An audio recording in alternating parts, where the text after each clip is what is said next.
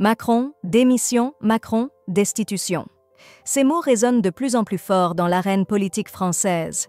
Alors que la nomination tardive du Premier ministre a suscité l'inquiétude et les rumeurs de crise au sommet de l'État, le président Emmanuel Macron semble se diriger vers une impasse inédite.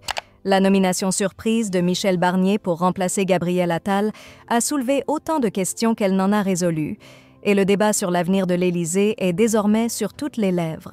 Pour certains, c'est une farce, pour d'autres, une crise qui couve.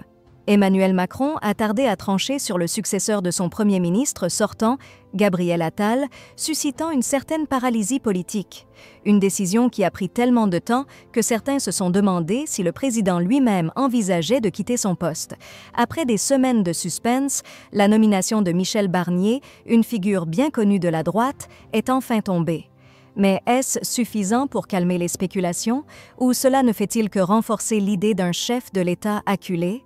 Emmanuel Macron a clairement opté pour un choix à droite, provoquant la fureur des soutiens de Lucie Castets et les critiques acerbes de l'opposition de gauche. Une hypothèse fait son chemin, a déclaré Jacques Serret sur Europe 1. En effet, la lenteur de cette nomination a révélé l'embarras du président face à une crise politique sans précédent. En réponse, près de 80 députés ont signé une motion de destitution, tandis qu'Édouard Philippe, ancien Premier ministre, a laissé entendre qu'il pourrait se présenter en cas d'élection présidentielle anticipée. Faut-il vraiment s'attendre à un tel scénario de crise? Les spéculations vont bon train. Jean-François Copé, autre figure de la droite, n'a pas hésité à évoquer une possible démission. Emmanuel Macron devra se poser la question de sa démission, a-t-il affirmé sur RTL. La situation est tendue. Les jeux sont faits pour la gauche, qui se considère majoritaire depuis les législatives. Toutefois, le camp présidentiel, avec assurance, affirme le contraire. Alors, Emmanuel Macron cédera-t-il à la pression? La réponse reste incertaine.